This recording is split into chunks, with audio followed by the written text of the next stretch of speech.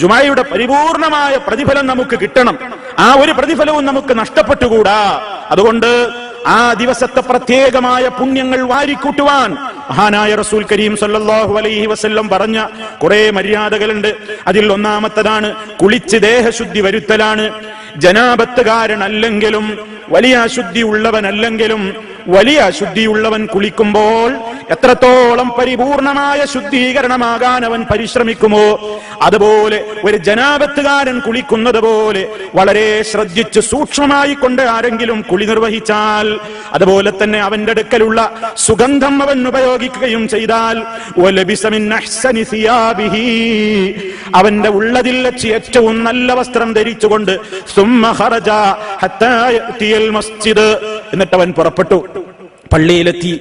എന്നിട്ട് അവൻ ആരെയും ഒന്നും ദ്രോഹിച്ചില്ല, ബുദ്ധിമുട്ടിച്ചില്ല. എന്താ ദ്രോഹം, ബുദ്ധിമുട്ട് എന്നൊക്കെ ഞാൻ ശേഷം പറയുന്നുണ്ട്.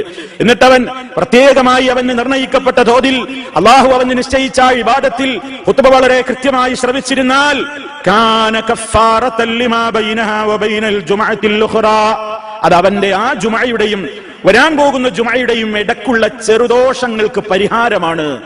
അത്രത്തോളം ആ പുണ്യത്തെ പറ്റി പറയുമ്പോൾ തുടക്കത്തിൽ പറഞ്ഞത് നമ്മൾ ശ്രദ്ധിക്കണം. എന്താ? മനി ഗത്തസല യൗമൽ ജുമഅ വമസ്സ മിൻ തീബിൻ ഇൻ കാന ഇൻദഹു വലബിസ മിൻ അഹ്സനി സിയാബിഹി. നല്ല വസ്ത്രം ധരിക്കുക, നന്നായി കുളിച്ച് ശുദ്ധി വരുത്തുക, സുഗന്ധം ഉപയോഗിക്കുക. ഇതൊക്കെ എല്ലാ ദിവസവും പ്രത്യേകിച്ച് മലയാളികൾ ചെയ്യുന്നതാണ്. എല്ലാ ദിവസവും നമ്മൾ കുളിക്കും. ചൂടുകാലമാകുമ്പോൾ 2 നേരവും 3 നേരവും ഒക്കെ കുളിക്കും. അത്തർ പുരട്ടും, സുഗന്ധം ഉപയോഗിക്കും. ഉള്ളതിൽ വെച്ച് നല്ല വസ്ത്രമേ പലപ്പോഴും പ്രവാസികളൊക്കെ മലയാളികൾ പ്രത്യേകിച്ചും ധരിക്കാറുള്ളൂ. അങ്ങനെയൊക്കെ ചെയ്യാറുണ്ട്. പക്ഷെ അതിന് കൂലി കിട്ടൂല. ഇതിന് പ്രതിഫലം കിട്ടണോ, ഇതിന് നമുക്ക് കൂലി കിട്ടണോ, അത് വെള്ളിയാഴ്ച ദിവസം, ഇന്ന് വെള്ളിയാഴ്ചയാണ് എന്ന ബോധം വേണം. ഇന്നത്തെ കുളിക്കൊരു പ്രത്യേകതയുണ്ട്. മറ്റു ദിവസങ്ങളിലെ കുളി പോലെയല്ല. കുളിക്കുമ്പോൾ ആ ബോധം വേണം, അത്തർ പുരട്ടുമ്പോൾ ആ ബോധം വേണം, നല്ല വസ്ത്രം സെലക്ട് ചെയ്ത് ധരിക്കുമ്പോൾ ആ ബോധം വേണം. അതെ, ഇതുകൊണ്ട് പ്രത്യേകമായ പുണ്യമുള്ള ദിവസമാണ്. എന്റെ പാപങ്ങൾ കരിച്ചു കളയപ്പെടുന്ന പ്രവൃത്തിയാണ്. എനിക്ക് അല്ലാഹുവിന്റെ അടുക്കൽ വലിയ ദറജ കിട്ടുന്ന പണിയാണ് എന്ന ഉദ്ദേശത്തോടെ അത് മനസ്സിലാക്കരുത്. അല്ലാതെ ചില ആളുകളൊക്കെ ഉളു എടുക്കുമ്പോ നിയ്യത്തുണ്ട്, നിസ്കാരത്തിന് നിയ്യത്തുണ്ട് എന്ന് പറയുമ്പോൾ നിസ്കരിക്കാൻ വന്ന ഉസല്ലി ലില്ലാഹി തആല എന്നിങ്ങനെ അറബിയിലും മലയാളത്തിലൊക്കെ നിയ്യത്ത് പറയലുണ്ട്. പറയലല്ല, ഉദ്ദേശം നമ്മുടെ മനസ്സിലാണ്. ഒരാൾ ഇങ്ങനെ കുളിക്കാൻ ബാത്റൂമിൽ പോയി വെള്ളിയാഴ്ചയുടെ പുണ്യം കിട്ടുവാൻ വേണ്ടി ഞാനിതാ കുളി നിർവഹിക്കുന്നു എന്ന് പറഞ്ഞ് അത് മലയാളത്തിലും അത് അറബിയിലും ഒക്കെ പറഞ്ഞ് പാട്ടയിൽ വെള്ളമെടുത്ത് തലയിൽ ഒഴിക്കുക, അല്ലെങ്കിൽ അത്തർ കുപ്പി ഇങ്ങനെ കയ്യിലെടുത്ത് പുരട്ടാൻ നേരത്ത് വെള്ളിയാഴ്ചയുടെ പുണ്യം ലഭിക്കുവാൻ ഉദ്ദേശിച്ചുകൊണ്ട് ഞാനിതാ അത്തർ പുരട്ടുന്നു എന്ന് പറയേണ്ടതില്ല, പറയാറുമില്ല. നിയ്യത്ത് എന്ന് പറയുന്നത് മഹല്ലു നിയ്യത്തി അൽ ഖൽബു, നിയ്യത്തിന്റെ കേന്ദ്രം അത് ഹൃദയമാകുന്നു. ഞാൻ പറഞ്ഞു വരുന്നത് എല്ലാ ദിവസവും നമ്മൾ ചെയ്തുകൊണ്ടിരിക്കുന്ന ചില ശുദ്ധീകരണ പ്രക്രിയകളെ പോലെ യൗമുൽ ജുമഅയിലെ ശുദ്ധീകരണ സുഗന്ധ പ്രവൃത്തികളെ നമ്മൾ ആക്കരുത്. ഉദ്ദേശമുണ്ടെങ്കിലേ അതുകൊണ്ട് നമുക്ക് കൂലി ലഭിക്കുകയുള്ളൂ. അതുകൊണ്ട് വെള്ളിയാഴ്ച ദിവസം പരിപൂർണമായ പ്രതിഫലം ലഭിക്കുവാൻ പ്രിയ സഹോദരന്മാരെ നാം ഇതൊക്കെ വളരെയേറെ ശ്രദ്ധിക്കേണ്ടതുണ്ട്. അതുപോലെ തന്നെ നബി സല്ലല്ലാഹു അലൈഹി വസല്ലം വളരെ പ്രത്യേകമായ പ്രാധാന്യപൂർവ്വം പഠിപ്പിച്ചിരുന്നു നേരത്തെ പോവുക. ഇന്ന് ലോകത്തിൽ നിന്ന് നഷ്ടപ്പെട്ടുകൊണ്ടിരിക്കുന്ന മഹനീയമായ ഒരു സമ്പ്രദായമാണത്.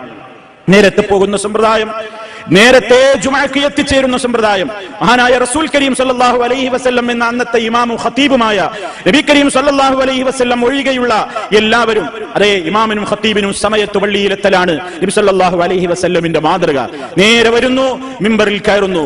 അതേ അവസരത്തിൽ അല്ലാത്തവരൊക്കെയും നേരത്തെ ജുമഅക്ക് എത്തിപ്പെടാൻ, വളരെ നേരത്തെ എത്തിപ്പെടാൻ, അതിന്റെ ആദ്യ സമയത്ത് എത്തിപ്പെട്ടാൽ അതിന്റെ പ്രാധാന്യം നബി സല്ലല്ലാഹു അലൈഹി വസല്ലം വിശദീകരിച്ചിട്ടുണ്ട്.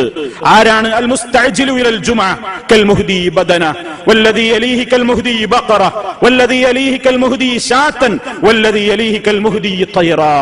സല്ലല്ലാഹു അലൈഹി വസല്ലമിൽ നിന്നുള്ള റിപ്പോർട്ടിൽ കാണാം, നേരത്തെ ആരാണോ ജുമഅക്ക് എത്തുന്നത് അവനൊരു ഒട്ടകത്തെ അല്ലാഹുവിന്റെ മാർഗത്തിൽ ബലിയർപ്പിച്ച പ്രതിഫലം പോലെയാണ്. അതിന്റെ അടുത്ത ടൈമിൽ വരുന്നവൻ ഒരു പശുവിനെ ബലിയർപ്പിച്ചതുപോലെ, അതിന്റെ അടുത്ത ടൈമിന് വരുന്നവൻ ഒരാട്ടിനെ ബലിയർപ്പിച്ചവനെ പോലെ, വല്ലദീ യലീഹി കൽ മുഹ്ദി തൈറാ, അവസാന സമയത്ത് വരുന്നവൻ ഒരു പക്ഷിയെ ബലിയർപ്പിച്ചവനെ പോലെ. ഇതൊക്കെ അതിന്റെ ഓരോ സമയങ്ങൾ, ഏതാണ് ആ സമയങ്ങൾ എന്ന് നിർണയിക്കപ്പെട്ടിട്ടില്ല. അത് നമ്മൾ വളരെയേറെ കരുതലോടുകൂടെ ശ്രദ്ധിക്കേണ്ടുന്ന കാര്യങ്ങളാകുന്നു. മഹാന്മാരായ ആളുകൾ അവരുടെ ചരിത്ര ഗ്രന്ഥങ്ങളിൽ രേഖപ്പെടുത്തിയത് നമുക്ക് കാണാം.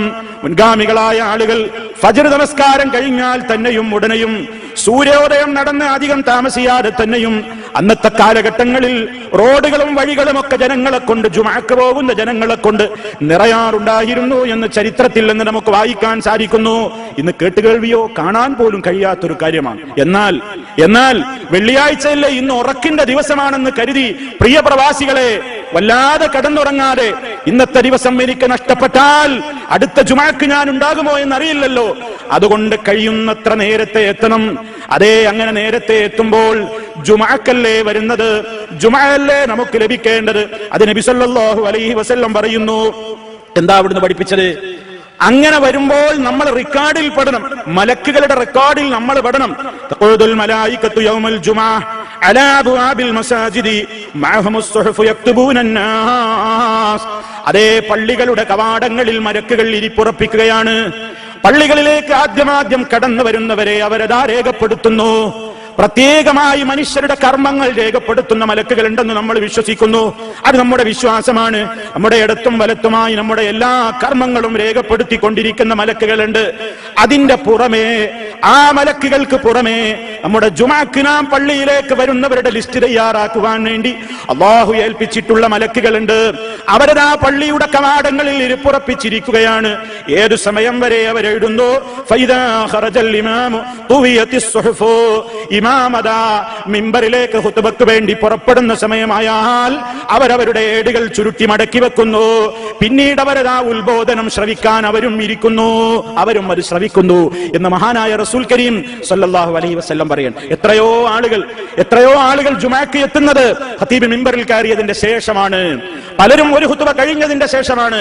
പലരും 2 ഖുതുബയും കഴിഞ്ഞ് നമസ്കാരത്തിന്റെ ആദ്യ സമയത്ത് എത്തുന്നവരുണ്ട്. എല്ലാം ഒന്ന് കഴിയട്ടെ, അവസാനത്തെ തഹിയാത്തിൽ വന്ന് പിടിക്കാം എന്ന് വിചാരിക്കുന്ന വലിയ തിരക്കുള്ള ആളുകളുമുണ്ട്. പറ്റില്ല, പാടില്ല. ഇതിന്റെ പ്രതിഫലമാണ് നമുക്ക് നഷ്ടപ്പെടുന്നത്. അതുകൊണ്ട് ഈ പറഞ്ഞ ഏറ്റവും മിനിമം ഖതീബ് മിമ്പറിൽ കയറുന്നതിന്റെ മുമ്പെങ്കിലും പള്ളികളിൽ എത്തിപ്പെട്ടവർക്കാണ് ജുമഅക്ക് പങ്കെടുത്തവരുടെ ലിസ്റ്റിൽ അവരാണ് ഉൾപ്പെടുന്നത്. ബാക്കിയുള്ള കാര്യങ്ങൾക്കൊക്കെ ശേഷം എത്തിയവരുടെ നില എന്താണെന്ന് അല്ലാഹുവാണ് അറിയുന്നവൻ. പക്ഷേ നബി സല്ലല്ലാഹു അലൈഹി വസല്ലം ഈ പറഞ്ഞതിൽ നിന്ന് ജുമഅയുടെ പരിപൂർണമായ പ്രതിഫലം അവർക്കില്ല, അതിന്റെ പ്രതിഫലം അവർക്ക് നഷ്ടപ്പെടുന്നു എന്ന് എന്തായിരുന്നാലും നമുക്ക് ഗ്രഹിക്കാം. അതുകൊണ്ട് എല്ലാവരും ആ കാര്യത്തിൽ വളരെയേറെ ശ്രദ്ധിക്കേണ്ടതുണ്ട്.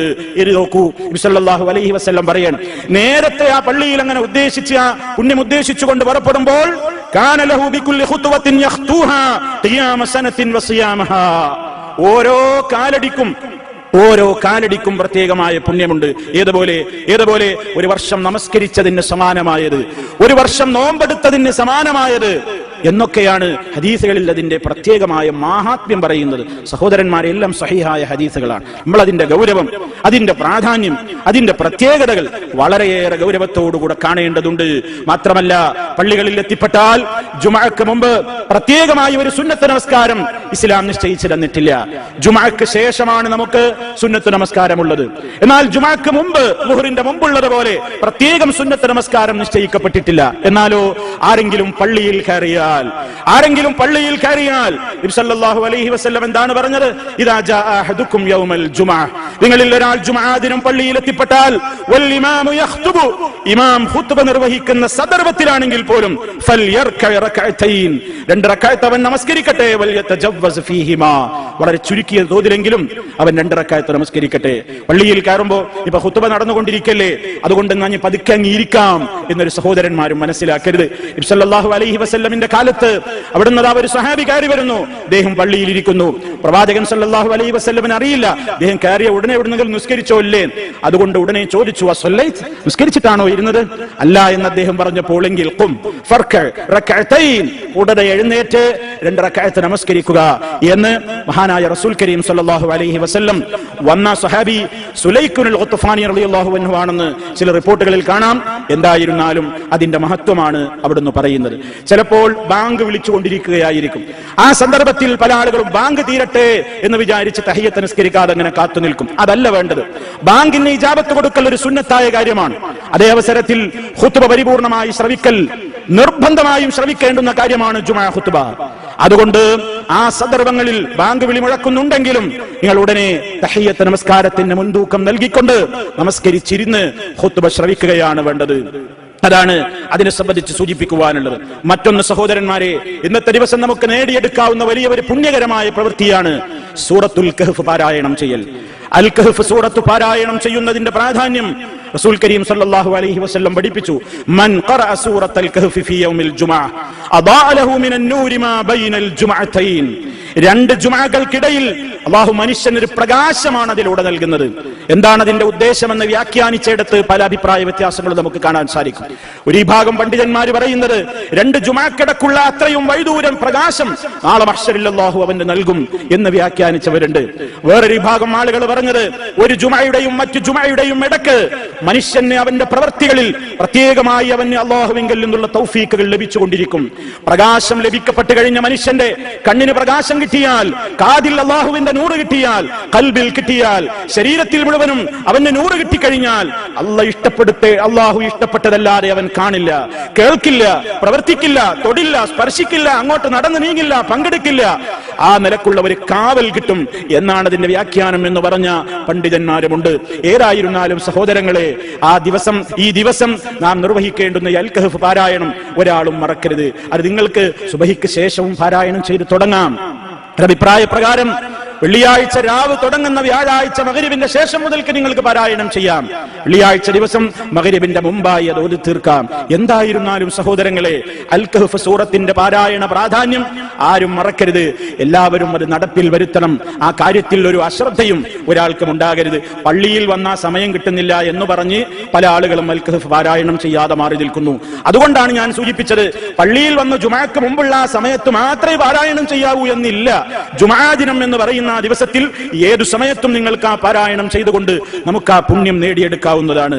അതുപോലെ ഇന്നത്തെ ദിവസം ശ്രദ്ധിക്കേണ്ടുന്ന വലിയ ഒരു കാര്യമായി നബി സല്ലല്ലാഹു അലൈഹി വസല്ലം പറഞ്ഞത്, നിങ്ങളുടെ ദിവസങ്ങളിൽ ഏറ്റവും ശ്രേഷ്ഠകരമായ ദിവസമാണ് യൗമുൽ ജുമുഅ. ഫഅക്സിറു അലയ്യ മിനസ് സ്വലാത്തി ഫീഹി. ആ ദിവസത്തിൽ നിങ്ങൾ എനിക്ക് വേണ്ടി ചൊല്ലുന്ന സ്വലാത്തുകൾ വർദ്ധിപ്പിക്കണം.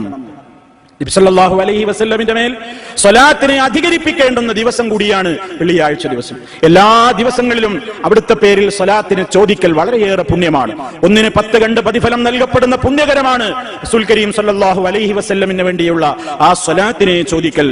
ഇത് നബി സല്ലല്ലാഹു അലൈഹി വസല്ലം പറഞ്ഞു, വെള്ളിയാഴ്ച ദിവസം നിങ്ങൾ എനിക്ക് വേണ്ടി സ്വലാത്ത് ചൊല്ലുമ്പോൾ നിങ്ങളുടെ സ്വലാത്തുകൾ എനിക്ക് പ്രദർശിപ്പിക്കപ്പെടുന്നുണ്ട്. എങ്ങനെയാണ് ആ പ്രദർശിപ്പിക്കപ്പെടൽ എന്ന് നമുക്കറിഞ്ഞുകൂടാ, നമുക്കറിയില്ല എങ്ങനെയാണ് പ്രദർശിപ്പിക്കപ്പെടുന്നത്. പക്ഷെ സ്വഹാബിമാർ ഒരു കാര്യം ചോദിച്ചു, അല്ലാഹുവിന്റെ റസൂലേ, എങ്ങനെയാണ് അങ്ങേക്ക് ഞങ്ങളുടെ സ്വലാത്തുകൾ പ്രദർശിപ്പിക്കപ്പെടുക? അങ്ങ് നുരുമ്പി എല്ലുകളായി പോയിട്ടുണ്ടാവില്ലേ? ആ സമയത്ത് നബി സല്ലല്ലാഹു അലൈഹി വസല്ലം പറയുന്നു, അവിടുന്ന് പഠിപ്പിച്ചു, ഇന്നല്ലാഹ ജല്ല വഅലാ ഹറമ അലൽ അർളി അൻ തഅകുല അജ്സാമനാ. അല്ലാഹു റബ്ബുൽ ആലമീൻ ഭൂമിയോട് നിഷിദ്ധമാക്കിയിരിക്കുകയാണ് പ്രവാചകന്മാരായ ഞങ്ങളുടെ ശരീരത്തെ തിന്നുകളയരുതെന്ന്. അപ്പൊ അമ്പിയാക്കന്മാരുടെ ശരീരം മണ്ണ് തിന്നുകയില്ല, അമ്പിയാക്കന്മാരുടെ ശരീരം മാത്രം ജീർണിക്കുകയില്ല, അത് മണ്ണ് തിന്നുകയോ നുരുമ്പിക്കുകയോ ദ്രവിച്ചു പോവുകയോ ഒന്നും ചെയ്യില്ല. ആ കാര്യം കൂടി മഹാനായ റസൂൽ കരീം സല്ലല്ലാഹു അലൈഹി വസല്ലം അതിലൂടെ പഠിപ്പിച്ചു. അതുകൊണ്ട് വെള്ളിയാഴ്ച ദിവസം പ്രത്യേകം പുണ്യമുണ്ട് സ്വലാത്തിന് എന്ന ഉദ്ദേശത്തോടുകൂടി സ്വലാത്തുകൾ അധികരിപ്പിക്കണം. എങ്ങനെയാ സ്വലാത്ത് ചൊല്ലേണ്ടത്? നബി സല്ലല്ലാഹു അലൈഹി വസല്ലമിൽ നിന്ന് വന്നിട്ടുള്ള ഏത് രീതിയിലും നമുക്ക് സ്വലാത്ത് ചൊല്ലാം. അവിടുന്ന് പഠിപ്പിച്ച, വളരെ പ്രാധാന്യപൂർവ്വം പഠിപ്പിച്ച ഇബ്രാഹിമിയ സ്വലാത്ത്, അല്ലാഹുമ്മ സ്വല്ലി അലാ മുഹമ്മദിൻ വഅലാ ആലി മുഹമ്മദ് كما صليت على إبراهيم وعلى آل إبراهيم إنك حميد مجيد اللهم بارك على محمد وعلى آل محمد كما باركت على إبراهيم وعلى آل إبراهيم إنك حميد مجيد. വേറെയും കുറേ റിപ്പോർട്ടുകളുണ്ട്. ആ റിപ്പോർട്ടുകളൊക്കെയും നമ്മൾ ചോദിച്ചറിഞ്ഞ് പഠിച്ചു മനസ്സിലാക്കി അതൊക്കെയും നടപ്പിൽ വരുത്തുന്നതാണ് ഏറ്റവും ശ്രേഷ്ഠകരമായത്.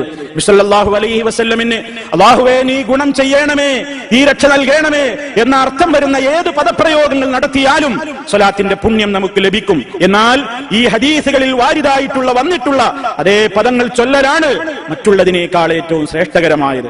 എന്നാൽ ഉത്തമം പോയിട്ട് തീരെ ചൊല്ലാൻ പാടില്ലാത്ത കുറെ സ്വലാത്തുകൾ ഇന്ന് മാർക്കറ്റിലുണ്ട്. അത് അല്ലാഹുവിന്റെ റസൂൽ സല്ലല്ലാഹു അലൈഹി വസല്ലമിനെ കുറിച്ച് വിശ്വസിക്കാൻ പാടില്ലാത്തത് പറയുന്ന, അവിടുത്തെ കുറിച്ച് പറയാൻ പാടില്ലാത്തത് പറയുന്ന, അവിടുത്തെ അവിടുത്തെ കുറിച്ച് അവിടുന്ന് ഒരിക്കലും അംഗീകരിച്ചിട്ടില്ലാത്ത വിശേഷണങ്ങൾ അവിടുത്തെ പേരിൽ കെട്ടിവെക്കുന്ന രൂപത്തിലുള്ള ഒട്ടേറെ സലാത്തുകളുണ്ട്. നാരിയ സലാത്ത് പോലെ, അതുപോലെ തന്നെ പല രൂപത്തിലുള്ള പല പേരുകളിലുള്ള പല സലാത്തുകളുമുണ്ട്. അനിസ്ലാമികമായ ആശയാദർശങ്ങൾ കുടിക്കൊള്ളുന്ന അത്തരം സലാത്തുകൾ വർജ്യമാണ്. അത് നമുക്ക് ചൊല്ലാൻ പാടില്ല.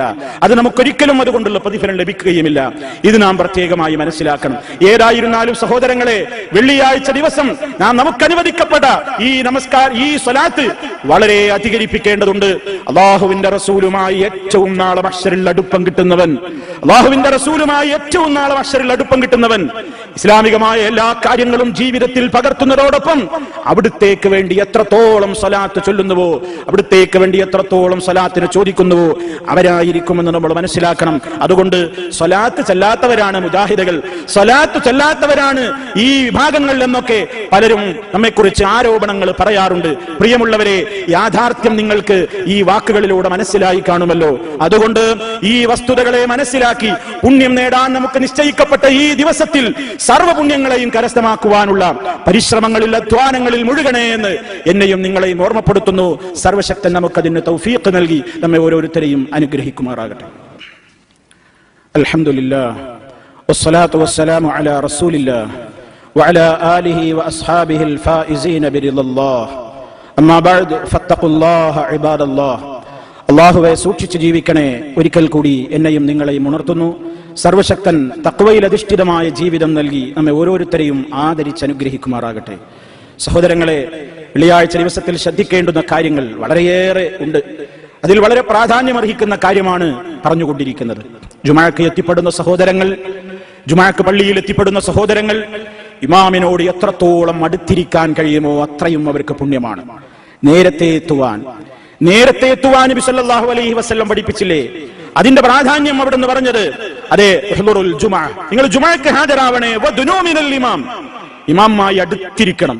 ഫഇന്ന റജുല ലാ യകൂനു മിൻ അഹ്ലിൽ ജന്ന ഫയതഅഖറു അനിൽ ജുമുഅ ഫയുഅഖറു അനിൽ ജന്ന വഇന്നഹു ലമിൻ അഹ്ലിഹാ. എന്താണ് ആ റിപ്പോർട്ടിൽ പറയുന്നത്? സ്വർഗാവകാശികളിൽപ്പെട്ട ചില ആളുകൾ തന്നെയും ജുമുഅക്ക് വരൽ പിന്തുന്നത് കാരണത്താൽ സ്വർഗത്തിലേക്കുള്ളവരുടെ പ്രവേശനവും പിന്തിക്കപ്പെടുന്നിടത്തോളം കാര്യങ്ങൾ ഗുരുതരമായി മാറാൻ സാധ്യതയുണ്ട്. അതുകൊണ്ട് നേരത്തെ എത്തി ഇമാമിനോട് അടുത്ത സീറ്റിൽ ഇടം പിടിക്കണം. നേരത്തെ വരുന്നവർ ആദ്യ ഇടങ്ങൾ നേടണം എന്നാണ് അവിടുന്ന് പറയുന്നത്. മാത്രമല്ല, വളരെ ശ്രദ്ധിക്കണം, ജുമാ ഖുത്ബ വളരെയേറെ ശ്രദ്ധിക്കണം. ഇങ്ങനെ വന്നിരുന്ന് വളരെ ശ്രദ്ധിച്ചു കേൾക്കണം, മിണ്ടാതിരിക്കണം. എങ്കിൽ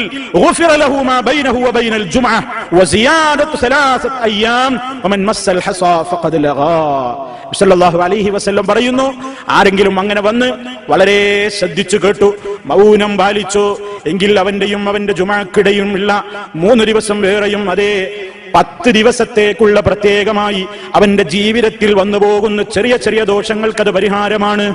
എന്നിട്ട് അവിടുന്ന് പറയുന്നു,